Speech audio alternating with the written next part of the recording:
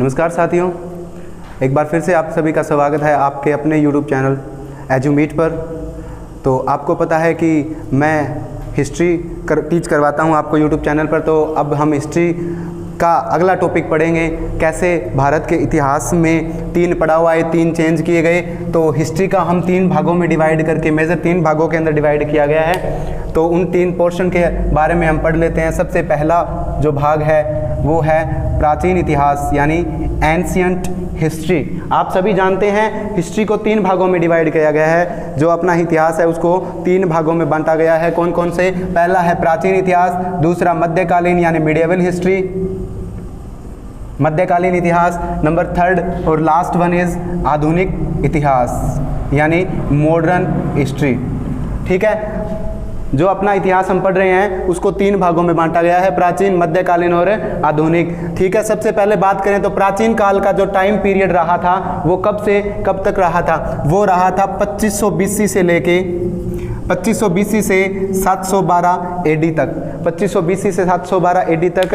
तो 2500 BC में ऐसी क्या घटना हुई थी कि ये सन इतना इंपॉर्टेंट हो गया अपने इंडिया जीके के अंदर, इंडियन हिस्ट्री के अंदर? तो 2500 BC में आप जानते होंगे कि सिंधु घाटी सभ्यता का अहम भूमिका निभाई थी। ये रोल इस ईयर को इंपॉर्टेंस देने के लिए। आगे बढ़ते हैं मध्यकालीन भारत। मध्यकालीन भारत 712 AD से लेके 1857 की क्रांति, जिसको आपने बखूबी पढ़ा होगा, सुना होगा। ठीक है, अब आगे बढ़ते हैं आधुनिक भाग। आधुनिक जो मॉडर्न हिस्ट्री है अपनी वो चलेगी 1857 AD से लेके टिल नाउ तक, या फिर जब तक मान सकते हैं कि भारत आज़ाद हुआ था। महात्मा गांधी युग इसके अंदर पढ़ा जाएगा। जो गवर्नर जनरल, वाइसराय, वो सारे पद किसके अंदर पढ़े जाएंगे? आधुनिक इंडिया के अंदर या आधुनिक हिस्ट्री के अंदर। ठीक है, सबसे पहले 712 AD में ऐसा क्या हुआ था हम जानना चाहेंगे कि 712 AD में 1857 की क्रांति आपको पता है हुई थी। 2500 BC का बता दिया। ये क्यों इंपॉर्टेंट हुआ? क्योंकि इसके समय क्या हुई थी? सिंधु घाटी सभ्यता खोजी गई थी। अब बात करें 712 AD की, तो 712 AD में सबसे पहले क्या शुरू हुए थे? बाहरी आक्रमण होने शुरू हुए थे। बाहरी आक्रमण यानी बाहर से आक्रमण होने शुरू हो गए थे अपने इंडिया के ऊपर। क्यों? क्योंकि भारत क्या कहलाता था? सब उससे पहले बात करें तो भारत सोने की चिड़िया कहलाता था। आप सभी ने सुना होगा अपने दादा परदादाओं से, अपने ताऊओं से, अब जो भी बुजुर्ग हैं अपने घर में, कि भारत सोने की चिड़िया था। तो भारत सोने की चिड़िया कब था? भारत में जब वर्धन वंश चला करता था। भारत में आप सभी को पता है हरियाणा के थानेसर कुरुक्षेत्र के अंदर वर्धन वंश की स्थापना की थी। किसने? पुष्यभूति ने। किसने की थी? पुष्यभूति ने की थी। पुष्यभूति ने इसकी स्थापना की थी। इसके बाद में इसके बेटे होते हैं नरवर्धन, उनके बाद में आदित्यवर्धन, उसके बाद में आते हैं राज्यवर्धन प्रथम, और उसके बाद में आते हैं प्रभाकर वर्धन। प्रभाकर वर्धन के आगे 3 संतानें थी, हर्षवर्धन, राज्यवर्धन, और इसके बाद में इनकी एक पुत्री थी राज्यश्री। ठीक है, राज्यवर्धन आगे राजा बनते हैं और उसके बाद में 605 ईस्वी में उनकी मृत्यु हो जाती है। इसके बाद में 606 AD के अंदर, 606 AD में कौन राजा बनता है? हर्षवर्धन। इस वर्धन वंश का सबसे प्रतापी राजा, सबसे मोस्ट पावरफुल राजा बनते हैं 606 ईस्वी में। लेकिन 606 से 647 तक इनकी मृत्यु हो जाती है भाई। 647 AD में इनकी मृत्यु हो जाती है, तब यहाँ पे वर्धन वंश समाप्त हो जाता है। वर्धन वंश के जो हर्षवर्धन राजकुमार राजा थे वो बौद्ध धर्म को माना करते थे, बौद्ध धर्म के अनुयायी थे। इसलिए इन्होंने अपने जो 2 पुत्रियां थी उनको श्रीलंका के अंदर बौद्ध धर्म का प्रचार प्रसार करने के लिए बाहर भेज दिया था। इनकी और अन्य कोई पुत्र न होने के कारण वर्धन वंश यहाँ से समाप्त हो चुका था। ठीक है, बात करें तो भारत में प्राचीन धर्म मानना, प्राचीन जो इतिहास है वो ऐसे मान सकते हैं, यहाँ पे हिंदुओं का राज था। बाहरी आक्रमण में कौन आ गए थे? मुसलमान आ गए थे, यानी मुस्लिम का राज होने लग गया, भारत में आ गया था। और आधुनिक में कौन आ गए थे? अंग्रेज आ गए थे भाई। ये आप सभी भली भांति जानते हैं। इसमें थे हिंदू, मुस्लिम और अंग्रेज। अब आगे आप पढ़ेंगे मध्यकालीन इतिहास। मध्यकालीन इतिहास में बाहरी जो आक्रमण होते हैं वो किस किस ने कैसे कैसे किए थे। ठीक है, मध्यकालीन इतिहास आगे पढ़ते हैं इनको कंटिन्यू करते हुए। मध्यकालीन इतिहास में अभी डेट लिखाई थी 712 AD। 712 AD। अब बात करें AD की, तो एक कंफ्यूजन होता है स्टूडेंट्स के माइंड में, AD की और BC, ये 2 ईयर को डिनोट करते हैं। इनकी यूनिट मान लो, इन यूनिट कहा जाता है। एडी की फुल फॉर्म क्या होती है? CGL 2017 के अंदर आया हुआ है कि एडी की फुल फॉर्म क्या है, और पहली ही ऑप्शन था आफ्टर डेथ, जो कि गलत होता है। इसकी फुल फॉर्म क्या होगी? एनो डोमिनी। एनो डोमिनी। इसकी फुल फॉर्म होती है एडी की, और बीसी की होती है बिफोर क्राइस्ट। ठीक है, बात करें मध्यकालीन इतिहास की जो 712 से 1857 की क्रांति तक चला था, इसके अंदर क्या पढ़ा जाता है मध्यकालीन इतिहास में? बाहरी आक्रमण। अब बाहरी आक्रमण सबसे पहले बाहरी आक्रमण किसने किए थे? बाहरी आक्रमण सबसे पहले हुए थे अरब कंट्रीज से। किससे? अरब कंट्री से। अब एक बार बात कर ले हैं, भारत का नक्शा ये था अभी, ये कब है? वर्तमान का। लेकिन जब हम बात कर रहे हैं 712 की, तो ये अफगानिस्तान और पाकिस्तान भी भारत का हिस्सा हुआ करता था। ठीक है, और यहाँ पे कौन सा क्षेत्र हुआ करता था? ये अपना सिंध क्षेत्र है, सिंध प्रांत जिसको बोलते हैं। पाकिस्तान में जो सिंध प्रांत है, जहाँ पर एक बार घग्गर नदी का पानी भी चला गया था बाढ़ के कारण, ये वही सिंध प्रांत है। इसके अंदर पंजाब प्रांत आता है। ठीक है, आप पढ़ रहे हैं मध्यकालीन भारत के अंदर 712 AD। तो यहां पे देखते हैं सबसे पहले अरबों ने आक्रमण किया था, अरबी आक्रमण हुए थे। सबसे पहले बाहर से जो मुसलमान आक्रमण हुए थे, मुस्लिम आक्रमण हुए थे, उनमें कौन से थे? अरबी आक्रमण। अब ये जानकारी हमें कहां से मिलती है कि सबसे पहले अरबी आक्रमण हुए थे? तो ये एक पुस्तक है जिसका नाम है चचनामा। ये इस अरबी आक्रमण का सोर्स रहा है, स्रोत रहा है, जहां से हमें इसका पता चलता है कि भारत में अरबी आक्रमण हुए थे। अरबी आक्रमण में यहाँ पे हुआ करते थे खलीफा। अपने भारत में क्या होते हैं? राजा। बंगाल में क्या होते थे? नवाब। और इधर क्या होते थे? अरबी कंट्री में मुसलमानों में क्या होते थे? खलीफा। यहाँ के खलीफा थे मशहूर हजाज, जिनका नाम था मशहूर हजाज। इनके एक सेनापति हुआ करता था, वैसे इनका दामाद भी था और सेनापति भी था। मशहूर हजाज के सेनापति या दामाद थे जिनका नाम क्या था? मोहम्मद बिन कासिम। मोहम्मद बिन कासिम। मोहम्मद बिन कासिम इसके सेनापति हुआ करते थे। मशहूर हजाज के मोहम्मद बिन कासिम को मशहूर हजाज ने बोला कि आप जाओ भारत पे आक्रमण करो और भारत से लूट कर ढेर सारा सोना लेके आओ। क्यों? भारत सोने की चिड़िया थी, अभी तक बाहर से आक्रमण हुए नहीं थे। भारत में ढेर सारा सोना सिर्फ इंपोर्ट किया गया था, आयात हुआ था, अभी तक बाहर भेजा नहीं गया था या बाहर से कोई आक्रमण नहीं हुए थे। तो मोहम्मद बिन कासिम ने क्या किया? 712 AD के अंदर 712 ईस्वी में भारत पे आक्रमण करने की सोची और चला गया। कहाँ पे? कौन से रास्ते से? सबसे पहले पूछा जाता है पेपर के अंदर, रास्ता कौन सा था? किस पहाड़ी से गया था? वो पहाड़ी का नाम था हिंदकुश पहाड़ी। हिंदकुश पहाड़ी। हिंदकुश पहाड़ी के रास्ते से वो गया था। और जब पहाड़ी होती है, पहाड़ी के बीच में रास्ता जो बनता है उसे बोलते हैं पास। इंग्लिश में बोलते हैं पास और हिंदी में क्या कहते हैं उसको? दर्रा। उसका नाम क्या था? खैबर दर्रा, जो अभी भी है पाकिस्तान और अफगानिस्तान के बीच में, खैबर दर्रा। इस रास्ते से वो चला जाता है भारत में आक्रमण करने और सिंध प्रांत पे आक्रमण करता है। सिंध प्रांत के उस समय राजा हुआ करते थे। सिंध प्रांत के राजा कौन थे? सिंध प्रांत के राजा थे दाहिर। हिंदू राजा हुआ करते थे जिनके पिता का नाम चच था, जिनके पिता का नाम चच था और हिंदू राजा हुआ करते थे दाहिर। दाहिर को बड़ी आसानी से मोहम्मद बिन कासिम ने हरा दिया।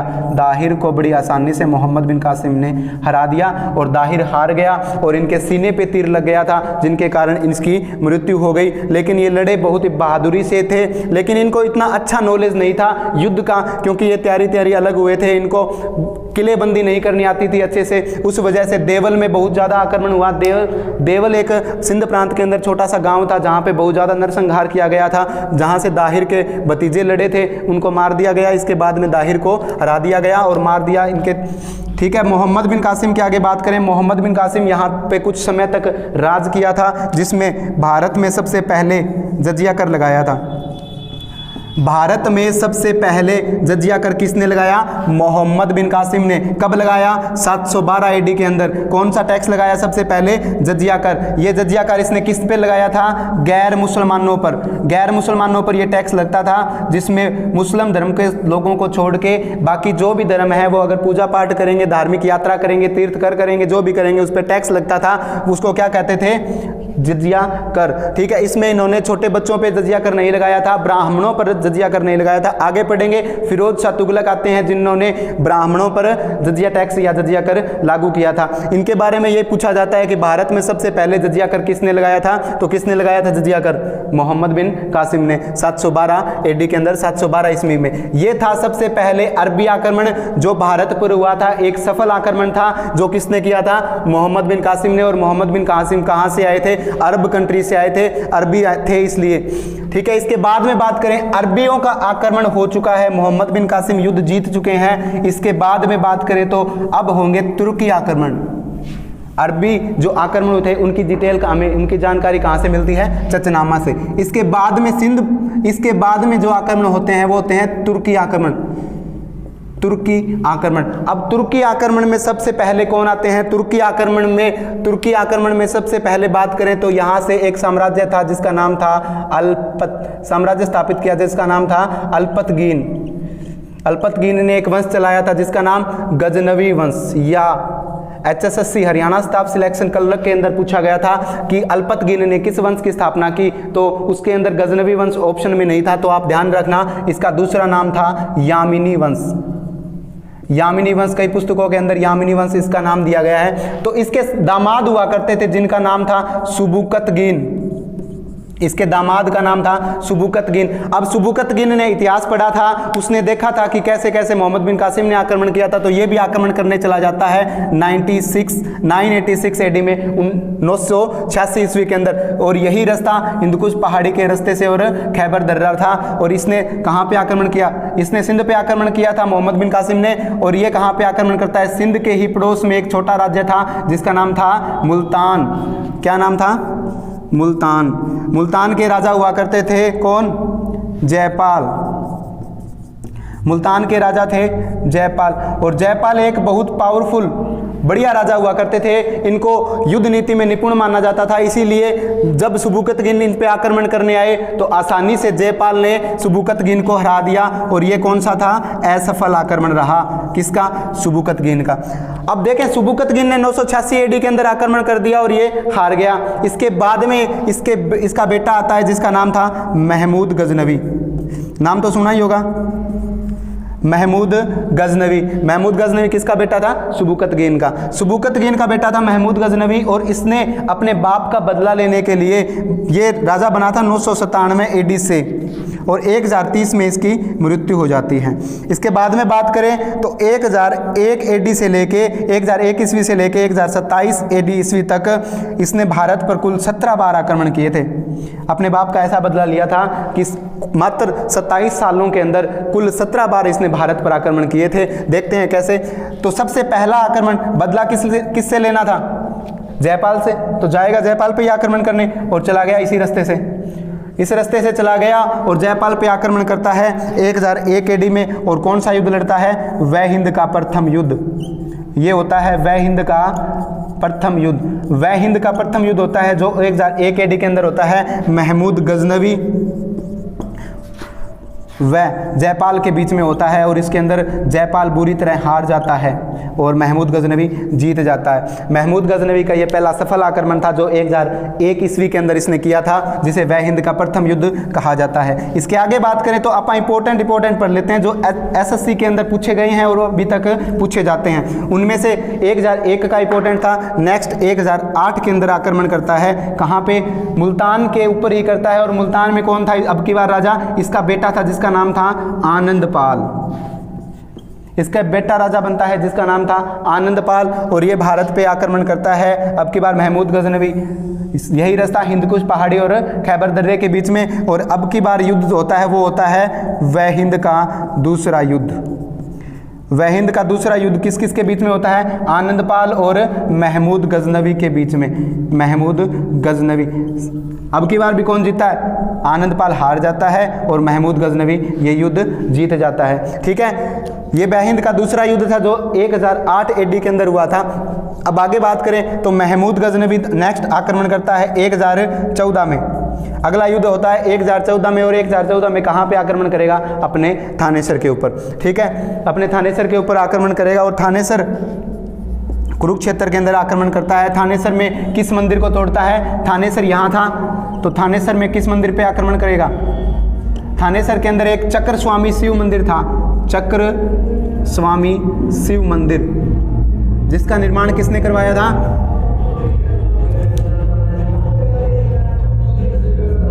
चक्र स्वामी शिव मंदिर था जिसका निर्माण किसने करवाया था? पुष्यभूति राजा ने। वर्धन वंश जो पढ़ाया था ना, अभी थोड़ी देर पहले बताया था, वर्धन वंश, उसी के संस्थापक पुष्यभूति ने इस मंदिर का निर्माण करवाया था, चक्र स्वामी शिव मंदिर का। लेकिन 1014 में महमूद गजनवी ने इस मंदिर को क्या कर दिया, तुड़वा दिया था। महमूद गजनवी ने इस मंदिर को 1014 एडी के अंदर तुड़वा दिया। इसीलिए महमूद गजनवी को किस नाम से जाना जाता है, महमूद गजनवी को मूर्ति भंजक के नाम से भी जाना जाता है। यह क्वेश्चन भी पेपर के अंदर आया हुआ है, मूर्ति भंजक किस राजा को कहा जाता है, किस शासक को कहा जाता है, तो किसको कहा जाता है, महमूद गजनवी को, क्योंकि ये मूर्तियों को तोड़ देता था। अब बात करें HSSC के पॉइंट ऑफ व्यू से, तो चक्र स्वामी शिव मंदिर का निर्माण पुष्यभूति ने करवाया, कहां पे, थानेसर कुरुक्षेत्र के अंदर। अब इस मंदिर को तुड़वा दिया किसने, महमूद गजनवी ने। तो पुनर्निर्माण किसने करवाया, इसका पुनर्निर्माण करवाया था सदाशिव राव ने। मराठा के सरदार हुआ करते थे सदाशिव राव, जिसने इस मंदिर का पुनर्निर्माण करवाया। जिसका पुनर्निर्माण किसने करवाया, मराठा के सरदार सदाशिव राव ने। सदाशिव राव वही है जिसने पानीपत का तीसरा युद्ध लड़ा था, किसके साथ, अहमद शाह अब्दाली के साथ, 1761 एडी के अंदर। जो मराठा सरदार थे सदाशिव राव, इन्होंने 1761 में किसके साथ युद्ध लड़ा था, अहमद शाह अब्दाली के साथ, जो नादिर शाह का सेनापति हुआ करता था। ये पढ़ेंगे आगे। अभी पढ़ते हैं 1025 में नेक्स्ट आक्रमण करता है। 1025 में ये जाता है भारत पे आक्रमण करते हैं, और भारत पे कहां पे आक्रमण करता है, सोमनाथ के मंदिर पर, सोमनाथ मंदिर पर आक्रमण करता है। सोमनाथ का मंदिर कहां था, काठियावाड़ गुजरात में, काठियावाड़ गुजरात के अंदर यह मंदिर होता है। काठियावाड़ गुजरात ये यहां पे था। अब की बार काठियावाड़ गुजरात पे ये मंदिर पे आक्रमण करता है, और इसको कहा गया था कि तू छोटे मंदिरों को क्यों लूटता है, तू बड़े मंदिरों को लूट, इन मंदिरों में कुछ नहीं रखा, ज़्यादा बड़े मंदिरों को लूटेगा, इस मंदिर को लूटेगा तो सोमनाथ का अगर मंदिर लूटता है तो अब तक जितने तूने मंदिर लूटे हैं उन सब से ज़्यादा मिलेगा इसके अंदर खजाना, धन दौलत, दिनार। तो कहा जाता है कि जब ये वहाँ पे मंदिर का इसने दरवाज़ा खोला लूटने के लिए, तो इतनी अशरफियाँ, इतने दिनार इसको दिखे थे कि एक बार ये देख के बेहोश हो गया था। इसने बड़े बड़े रथ, ऊँट गाड़े मंगवाए थे अपने मंगवाने के लिए, अपने जो भी सोना यहाँ से लेके जाने के लिए अपना रथ मंगवाया था, ऊँट गाड़े, बहुत से साधन मंगवाए थे। कहते हैं कि इसने 20 लाख दिनार यहाँ से लेके चला गया था। कहाँ, अपने गजनवी प्रदेश के अंदर। उस समय गुजरात के राजा हुआ करते थे भीम प्रताप प्रथम, भीम प्रताप फर्स्ट, भीम प्रताप प्रथम थे। और भीम प्रताप प्रथम, इनको अगर आप राजस्थान के अंदर पढ़ते हो तो इनका नाम दिया गया है मूलराज द्वितीय। कुछ पुस्तकों के अंदर, हरियाणा के अंदर भी, एसएससी के अंदर भी आता है मूलराज द्वितीय, मूलराज प्रथम, सॉरी मूलराज प्रथम था इनका नाम, मूलराज द्वितीय इनके बेटे होते हैं। मूलराज प्रथम यहाँ पे इनके साथ कुछ समय युद्ध भी लड़े थे, लेकिन हार गए थे भीम प्रताप प्रथम। इस वजह से आसानी से महमूद गजनवी यहाँ से सोना चुरा के कहाँ ले गया, गजनवी प्रदेश के अंदर। अब गजनवी प्रदेश में जा रहा था, गजनवी प्रदेश में जाते समय यहाँ से गजनवी प्रदेश जा रहा था, तो यहाँ से यही रास्ता रहेगा, ठीक है। यहाँ पे पंजाब प्रांत के अंदर, पंजाब के जाट टकर गए इसको, जिसमें कौन से जाति के जाट टकर गए थे, खोखर जाति के जाट। खोखर जाति के जाटों ने इसका रास्ता रोक लिया, और जाटों ने सोचा कि अब क्या करेंगे, अब तो सोना ही सोना है, फसल काहे को उगानी, फसल की खेती हम नहीं करेंगे, सिर्फ सोना मिल गया हमें और कुछ नहीं चाहिए। तो जाटों ने मिलके महमूद गजनवी का रास्ता रोक लिया, और जो ढेर सारा सोना था वो छीन लिया और इसको यहाँ से भगा दिया। अब महमूद गजनवी यहाँ से चला गया, और जैसे जितना सोना बचा था वो सिर्फ वो ही लेके चला गया, बाकी सारा सोना किसने छीन लिया था, खोखर जाति के जाटों ने। इसके बाद में बात करें, अब महमूद गजनवी लास्ट बार और अंतिम बार आता है भारत पर आक्रमण करने। ये भारत पे आक्रमण करने जरूर आता है, लेकिन सिर्फ और सिर्फ खोखर जाति के जाटों से बदला लेने आया था। देख सकते हो आप, 1001 के अंदर अपने पिताजी का बदला लेने आया था, और अंतिम जो आक्रमण था वह भी बदला लेने के लिए था। किसके साथ, खोखर जाति के जाटों के साथ खुद का बदला लेने आया था। और इसने 50,000, इतिहासकार बताते हैं कि इसने 50,000 जाटों को मार दिया था, 50,000 जाटों को मार दिया। इतना ज़्यादा नरसंहार किया था, और जो बचा हुआ सोना था वो भी लेके चला गया। धन्यवाद। आज की वीडियो में इतना ही।